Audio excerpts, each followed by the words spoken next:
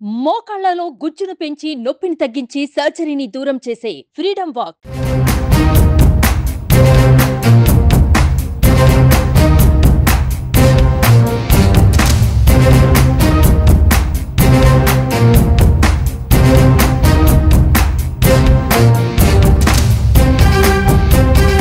తన కోసమైనా ఇద్దరికి ఇటు కోడలికి గాని అటు కొడుకు గాని ఎప్పుడైనా చూసాం 100 సార్లు చెప్పాం. ఆడపిల్ల ఉంది, మీరేదో సరదాకి చేశారు, పిల్ల భవిష్యత్తు చూడండి అన్న. ఎవరు వెళ్ళలేదు, వాళ్ళు వెళ్ళలేదు, వీళ్ళు వెళ్ళలేదు. ఏం చేయమంటారు? తండ్రిగా నేనేం చేయాలి? ఎవరొకరు వినాలి కదా. ఎవరు వెళ్ళలేదు. సరే, ఇప్పుడు మీ కోడలు చేస్తున్న ఈ ఫైట్ కి మామయ్యగా లేకపోతే అత్తయ్యగా మీ వైఫ్ అండ్ హస్బెండ్ సపోర్ట్ ఎట్లా ఉంటుంది? మాకు ఎటువంటి సంబంధం లేదు ఈ గొడవలో. ఎస్, తను ఎంత ఐఎమ్ నాట్ గోయింగ్ టు. మేమేం ఇన్వాల్వ్ అవ్వం. You're not going to involve. ఏ రకంగా చూడొచ్చు సార్? అంటే మీ అబ్బాయి తప్పు చేయలేదు కాబట్టి ఎంతవరకు వెళ్ళినా తను పర్ఫెక్ట్గా నిరూపించుకుంటాడు అనా, లేకపోతే పెళ్ళైన తర్వాత నా చేతిలో లేరు వీళ్ళు, ఒక 3 రోజులు మాత్రమే మన ఇంట్లో ఉన్నారు కాబట్టి ఆ తర్వాత ఇద్దరు చేయి దాటిపోయారు, అక్కడ ఏం జరుగుతుందో మాకు తెలియదు కాబట్టి ఆ కాన్సెప్ట్లో ఇంకా ఏదైనా మేము పట్టించుకోము అని? అదే సేమ్ కరెక్ట్. అదే మేము ఇంకా పట్టించుకోదలుచుకో, మమ్మల్ని వాళ్ళు పట్టించుకోలేదు కాబట్టి మేము వాళ్ళు పట్టించుకోదలుచుకో. ఎవరిని పట్టించుకోరు, ఎవరిని పట్టించుకో. సార్ ఇప్పుడు ఇంకొక అమ్మాయితో ఉంటున్నాడు, పెళ్లి చేసుకున్నాడు అనే విషయం మీకు తెలుసు అని నక్షత్ర చెప్తోంది. ఏడు తెలియడు. ఇప్పుడు నిన్న ఏదైతే సినిమా ఆఫీస్లో కనిపించినటువంటి అమ్మాయితో ఆ అబ్బాయి ఉంటున్నట్టు, ఇష్టపడినట్టు, పెళ్లి కూడా చేసుకుంటున్నారనో లేకపోతే పెళ్లి చేసుకున్నారనో మీకు తెలుసు అని ఇంతవరకు తెలియదమ్మా. అలాంటివి నా దగ్గర చెప్పడానికి వాళ్ళకి అంత ధైర్యం ఇంకా లేదమ్మా. నేను ఇంకొకరిని తీసుకెళ్ళిపోతాను, ఇంకొకరిని చేసుకుంటానని చెప్పడానికి ధైర్యం లేదు. అంతవరకు కరెక్ట్. నాకు ఇంతవరకు ఆ విషయాలు తెలియదు. సరే, ఇంకొకటి అంటే పర్సనల్గా అడుగుతున్నామని కాదు, దాకా నాకు తెలియదు. టీవీలో న్యూస్ చూసిన దాకా నాకు కూడా టీవీ 2:30కి తెలిసింది.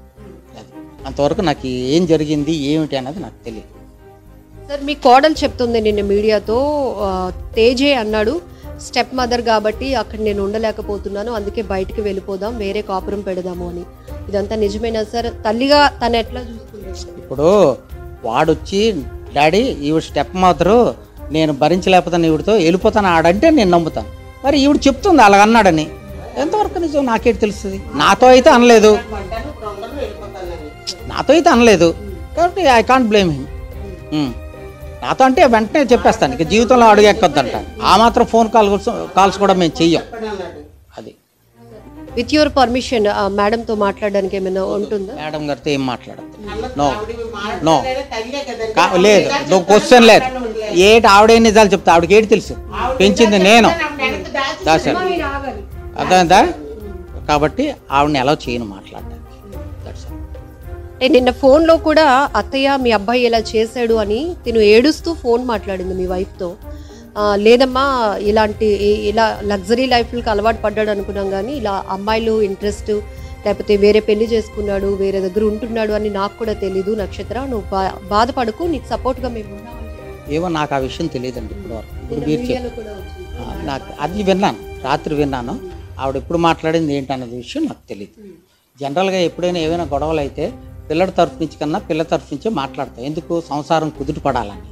ఆ మాత్రమైనా ఎందుకు మాట్లాడింది అనుకుంటే ఆవిడకి ఈ గొడవలన్నీ తెలియవు కాబట్టి, ఈ కోర్టు కేసులు ఈ గొడవలు తెలియవు కాబట్టి, కలాలు అనుకుంటాం కాబట్టి ఆ మాత్రం అవే కోర్టు కేసులు ఇవన్నీ ఉంటే ఆవిడ కూడా మాట్లాడదు.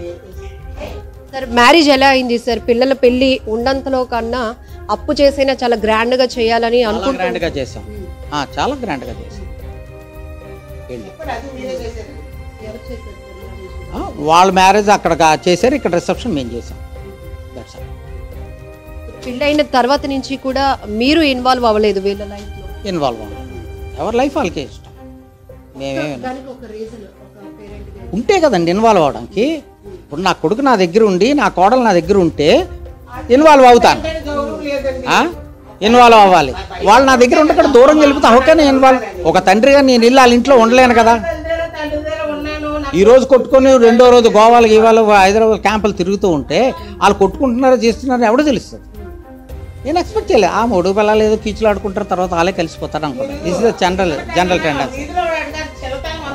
ఎప్పుడైనా వీళ్ళిద్దరూ కలుస్తారులే తెలియలేకుండా ఏదో చిన్న చిన్న ఆరోపణలు, చిన్న చిన్న గొడవలు కలుస్తారు అనే హోప్ ఎప్పుడైనా ఉంది?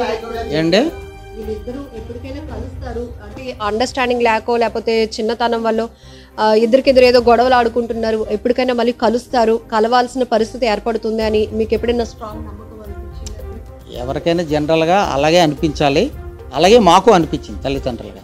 కానీ ఎప్పుడైతే కోర్టులో కేసు వెళ్ళిందన్నా ఫినిష్ అయిపోయింది. ఓకే సార్, ఫైనల్లీ నిన్న మీ అబ్బాయి తేజ ఇచ్చిన స్టేట్మెంట్ ఏదైతే ఉందో షీఈ్ మై వైఫ్ అని, డైవర్స్ అవ్వకుండా మరొకరితో ఉండటం, పెళ్లి చేసుకుంటాను అనటం, దీన్ని మీరు ఆయన్ని అడగండి ఆ విషయం, నేనేం చెప్పాను. ఆయన అడగాల్సినవన్నీ అడిగాము. ఒక తండ్రిగా, ఇక్కడ ఒక మావయ్యగా మీది 2 పాత్రలు కాబట్టి మిమ్మల్ని కూడా మేము గౌరవంగా వచ్చి ఒపీనియన్ ఇందులో నాదేం లేదు, ఇందులో నేనేం చేయలేము. అంటే దాన్ని ఆ స్టేట్మెంట్ ని తప్పు అంటారా, రైట్ అంటారా, ఏం చెప్తారు? రైట్ అన్న, నేను ఇప్పుడు రైట్ అన్న, అది వాళ్ళ ఇష్టం. ఇంకా